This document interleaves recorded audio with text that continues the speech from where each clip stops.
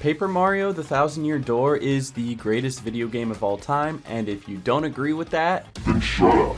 Okay, I'm sorry, I didn't mean that. And as much as I disagree with the new wave of remakes and remasters because either they're remastering games that don't need to be remastered, or they just don't put any effort into it, I've never been more happy to say that the Thousand Year Door remake was actually well done. They updated the looks and sounds, they made changes where it made sense to make changes, and more importantly, they didn't make unnecessary changes. And what's the best way to compare and contrast the changes they made from the old one to the new one? Well, to play both the original and the remake simultaneously, making the same choices and inputs on each to follow along with yourself, of course. Or you could just look up a YouTube video, but that's probably why you're here, right? So I'll tell you what, I'll do the crazy part of playing two video games at the same time, and you can just watch, and then like and subscribe. Deal? Please? To anyone wondering how I accomplished this, I simply had Dolphin Emulator running on my computer with one controller and had my Switch playing through my Elgato game capture with the other. And if you're gonna tell me that it doesn't count because it's not on a physical GameCube, then I will tell you to go back to 2016 to when my roommate stole my GameCube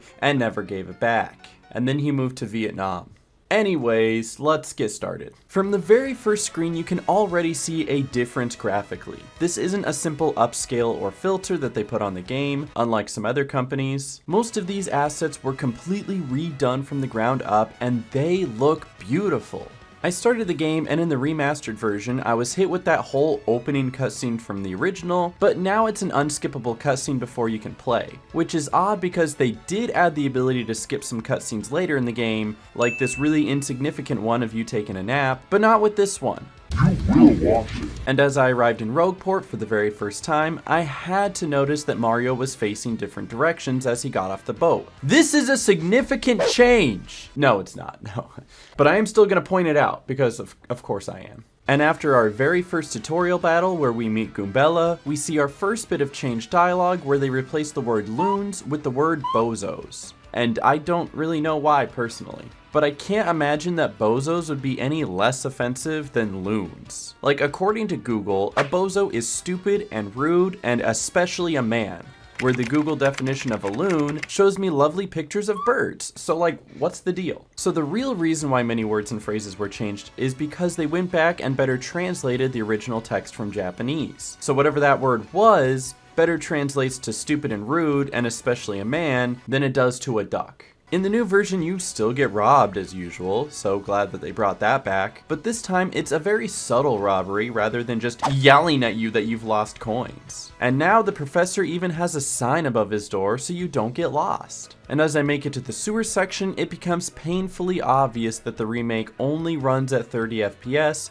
where the GameCube version is a much smoother 60. For most gamers it won't matter, and to be fair, it really doesn't change much, but when you're trying to do some of the parkour or time your button presses, that frame rate can make all the difference. And it's very obvious when you have them side by side. And although frame rate will help me, it will never stop Goombella from falling into the water herself. And during the entire prologue, I couldn't help but notice that every time I fought in the battle, the Switch version always seemed to have an extra enemy over the GameCube version. So as much as I tried to keep my two playthroughs even, I couldn't because the Switch version was ever so slightly gaining more XP.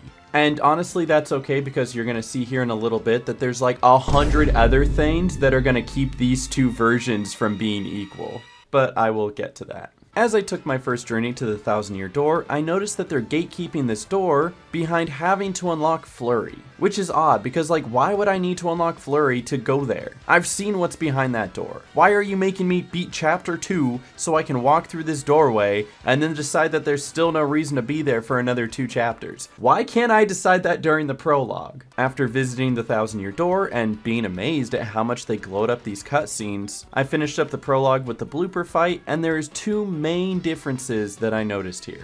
The first one is the epic slow motion that happens whenever you beat a boss. Not only is this a cool telltale sign that you won, but it makes you feel cool. And number 2, you get this hefty coin bonus for beating it. This is present after every boss, which leads to one of the biggest reasons these two games can't be played equally side by side. It's that the Switch version just gifts you coins like they're candy, whereas the GameCube version, I'm working 2 jobs and begging on the street for some scraps. This is consistent throughout the game, and I will continue to point it out. I finally made it into Chapter 1, which is such an iconic chapter from this game, and there's absolutely some more things I noticed right away. 2 of them kind of go hand in hand. In the Switch version, you can move ever so slightly faster than you do in the GameCube version. Okay, it's a slight movement speed, so what's the big deal? The big deal is that you just went from being slightly slower than the Goombas chasing you to slightly faster. So you've moved up the food chain, baby! And strangely enough, the enemies kind of reflect that with this second change.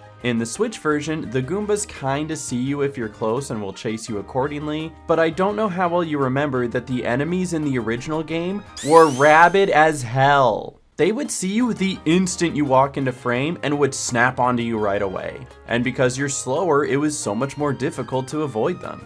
These dudes will hunt you down like a pack of lions. And now in the Switch version, it's just a stroll to get by. Also, I completed more battles through Chapter 1, and I felt a couple other changes. It seems as you go through Chapter 1, the experience lead that the Switch version had started to go away, so level-wise, it started to even out. But that doesn't mean the battles were necessarily easier, and that's kind of my own fault. I can't time it! It's so hard to time! See, I'm used to the timing of the GameCube version that I can do a super bounce and get 6 to 8 damage each time consistently, as I did in later chapters, but the Switch version wants you to hit A just a little bit earlier, and I just kept messing that up. Alright, don't miss this time. I'm like doing it perfectly over on the other one, I'm telling you. And I feel like a failure. A dunce. A bozo. How could I not time such a simple A push? In town, I spotted one of my favorite background characters, Elvis Impersonator Man, who I'm sure has a name and I'm just too lazy to look it up right now. And I figured some dialogue would be different, but they took away this dude's whole accent. I don't even know how you can do that. Like physically, how do you remove somebody's accent? Maybe it was considered racist, or maybe it was just the whole staying true to the translation thing. Either way, I'm not actually upset, it's just a lot more fun to pretend to be. So I get to the temple that has the stone keys in it, which have been promptly renamed to just the sun and moon stones, like they're some sort of Pokemon items. And as I'm ready to collect the stones, there's another huge difference here, and no, it's not that there's a step here now. I mean, that is a difference, but that's not the one that we're looking at. What I'm talking about is this question mark block that they added to both sides. In these question mark blocks is considerably a helpful item. Now, that still doesn't seem like that drastic of a change, but it's not just here that this occurs. There's additional blocks with additional items all over the game, so you have to worry less about spending your overflow of cash on helpful items because the game is constantly gifting you so many more items. And to help with that overflow of items, you can now hold 15 total items instead of 12, and those extra 3 spots come in clutch. So because you're given more items and you can carry more items, you tend to find yourself using more items. And that does change how you will approach some of the fights in this game. But anyways, having both keys and ready to approach the castle, I get this neat little bit of dialogue from Coop's girlfriend about Hooktail's true gender. And to clarify, Hooktail the dragon is a she. She's always been a she. In the original, she was a she, and we didn't know she was a she until the end of the game when they revealed she was a she. But in the new one, they just call her a she. This is real groundbreaking stuff, guys. I hope you're writing this down. And then this isn't a difference, but I just wanted to show that I hit both the buttons on both the games simultaneously, and I felt really cool about it. All right. This is real gamer moves. 1, 2, 3. I'm a gamer. Getting into the castle now, I did find it interesting that if you let the dull bones kick you out, in the remake, they toss you just right outside the door, where in the original, they throw you out of the whole castle. They also took out all the little hearts in the dialogue boxes whenever a character was being charming and flirtatious. I first noticed this the first time you meet Mouse, and not seeing the heart there just kind of felt like she didn't really love me anymore. And then, probably one of the most talked about changes I've seen on the internet is the switch from the cricket noises to the frog noises as Hooktail's weakness. Just like with other dialogue changes, this is to better represent the original Japanese dialogue, and why it was ever a cricket in the first place, I have no idea. And then once again, big cash bonus for beating the boss in the new one. After that, you get to do the Princess Peach shower scene again, but the real important part of this is that you can now see your reflection in the mirror of the bathroom. Wow, I know, right? And then when Peach meets the supercomputer that falls in love with her, I love that they changed the eye from blue to red to better mimic the original inspiration for this type of computer, the HAL 2000 from 2001: A Space Odyssey, who got their inspiration from Disney Channel's original movie, Smart House. This is a certified fact and I will not be questioned on it. Beginning Chapter 2, you now see the Puny way earlier to help guide you to the Great Boggly Tree. And if I mispronounce any of that, I am so sorry. After I passed through many battles, they seemed to be more equal and both games were about the same level and XP value again. And oh my god, they added Waldo to the game. People have been looking for Waldo for years. Books upon books in my local library were dedicated to this man, and he was right here in Chapter 2 of Paper Mario the whole time. And now one of the more brilliant changes is how they moved this save box here instead of the beginning of the area, which means you get to save before doing the fight against the three sisters instead of just hoping for the best. At this point, I'm sure you've heard about some of the other dialogue changes that revolve around Vivian in Chapter 4, but it's here in Chapter 2 we see our first look into these changes. Vivian calls their group the Shadow Sisters instead of the Shadow Beauties, and Beldam gets angry and puts sisters in quotations, to which Vivian replies with saying, "It makes me really happy when you call me your sister." So it's not like the Vivian trans lines later in the story are just dropped on you, it was all alluded to earlier and it has a natural build-up. After the fight, when I returned to Flurry, I was ready for her to suck my toes again like she did in the original, but this time she didn't. She sucked my butt instead.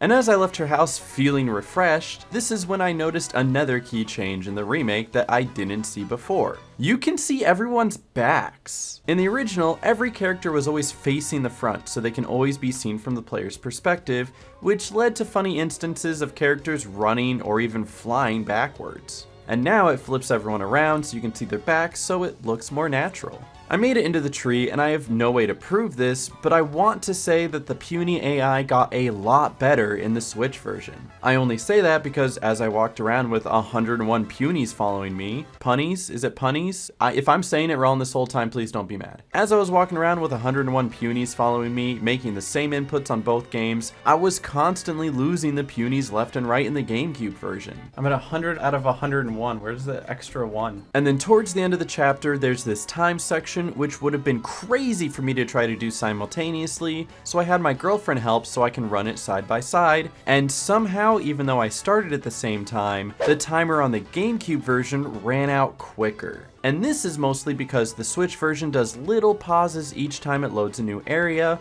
loads in and out of battles, or even saving the game. And from the look at the time at the end, that time adds up. And after beating the boss that looks eerily like Dr. Eggman, like to the point where it's encroaching on Sega's territory, once again there is a big bonus of coins in the hands of the Switch version, and diddly squat for the GameCube. This coin difference becomes very apparent during the in-between sections from Chapter 2 to 3. There's the price tag of information about Don Pinata at 64 coins, and then you need to spend another 10 coins on a contact lens for this blind dude, and then another 14 coins on the combination dried mushroom and dizzy dial, bringing you to a grand total of 88 coins. I mean, that's chump change for the Switch version because you basically were just gifted that amount plus more from that past fight. But on the GameCube, well, let's just say I'm going back to my night job for that one. Where the fuck is the last moon? And now, because I have to do extra fights to earn some more coins, I gained some extra experience and a whole other level, making the level discrepancy between the two versions a bit larger. But I finally made it to Glitzville, and just as I was talking about the coin difference, guess which version gives you extra prize money for every fight? The answer is not the GameCube version. You have to do a total of 20 plus fights in this chapter, and each fight gives you prize money. And the Switch version very subtly gives you a bit more for each fight, and that adds up. Also during the Glitzville fights, the conditions to win were random, so trying to keep track of them between two different games was like trying not to mix up your current girlfriend's and your ex-girlfriend's birthdays. Happy birthday! My birthday's not until November.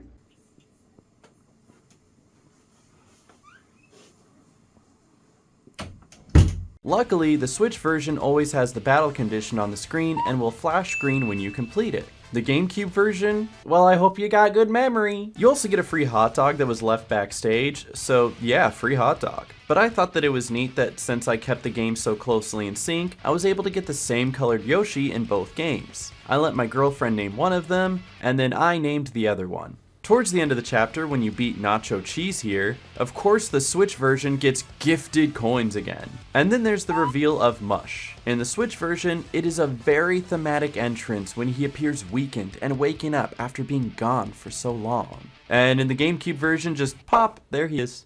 I finished with chapter 3 and got to the Peach section again, which is definitely more detailed, and I swear I saw an Among Us in the mirror in her changing room. That game has ruined me. On to chapter 4, which of course looks phenomenal. This is where some of the biggest changes are realized. So if you know this section where you gotta learn how to do the roll from the curse in the chest, in order to get the key for the chest, you have to go get it from this shed, and in the remake, what the hell? So it's literally just a rock that you can push and it's no big deal, but I didn't know that, so I'm running around trying to figure out what I'm supposed to be doing, when in reality, you just push it. Once I got to the creepy steeple, I went for one of the secrets in the side room, and in the Switch version, I was greeted with an additional secret. This friendly ghost who gave me a quiz. Get all the answers right, and you get a ghost item. Cool, yay! But that also ties back to my point that this game is just shoveling coins and items into your inventory. And after solving the puzzle to get to the top, we see another strategic move of the save block. Now it's inside the door next to the full heal block, instead of outside the door where I'm being completely ambushed by ghosts. So yeah, that's a good change. After getting my whole identity stolen and making it into town, I ran into Vivian with the series of lines that the internet seems to either be rejoicing over or absolutely cynical about. Vivian has these additional lines about how she was originally a boy, but always saw herself as a girl, and that was something her sisters bullied her for. And as much as the internet wants to scream and cry about the woke mob, this was part of the original Japanese, and only now was properly translated fully into the English version for the remake. Meanwhile, the shopkeepers have been fighting this whole time, but it's only in the Switch version that it's so loud that you can hear it all the way from outside. So I had to go all the way back to the creepy steeple to find clues about his name, and now that I've got all that I need, on the Switch version you can walk right out the door to the nicest surprise. A block with a warp pipe that sends you right back to Twilight Town. Meanwhile, on the GameCube version, I had to run all the way back and avoid all of these stupid flowers! And because of the fact that the Switch version comes from town and the GameCube version is coming from the steeple, this fight happens to be swapped and is happening from two different sides, so when you put them next to each other, it looks like he's screaming at himself. But now that the fight is done, the Switch version can go right back into that warp pipe and make it back to the steeple for the last battle, and the GameCube version is running all the way back trying to avoid the flowers. Leave me alone, there's so many flowers and nowhere to dodge them. And after the final battle, I couldn't help but notice that Flurry went from taking accountability for falling for Duplis's trick with an I statement to trying to spread the blame amongst everyone with a we statement. In the original, Flurry is taking accountability. How could I mistake my dear Mario for another? But then in the remake, Flurry's like, nah, it was everybody. I was just going with the crowd. That wasn't me. I finished off chapter 4 by having all of my new friends and partners help me deliver the crystal star to the 1,000-year door, unless of course you're on the GameCube version, then only the one you currently have equipped shows up. Very reminiscent of my 9th birthday. And that's where I stopped for this game because otherwise this video would turn into an entire movie. But I did want to make sure that I was getting enough of the key details to provide you enough information about most of the differences. Those being, number 1, the game is easier now, but only if you're accepting of that help. So the bosses still have the same amount of health and damage, Mario still does the same attacks, but in the remake, you're constantly being shoveled items and coins that ensures that you're no longer stuck in a bind and always have something in your arsenal to help you out.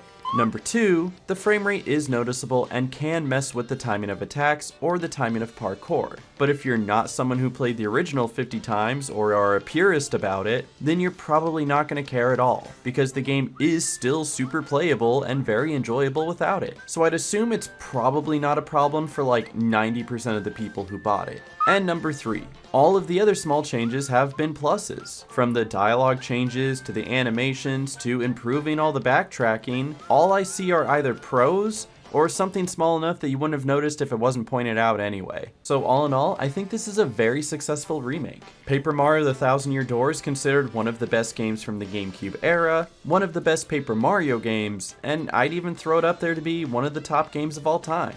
So if you enjoyed this video, I'd love to hear what other differences you guys have found even later in the game. And join me next week when I play The Last of Us 2 Remastered side by side with The Last of Us 2. Just kidding, that would be awful. But like and subscribe anyway. Okay, thanks, bye!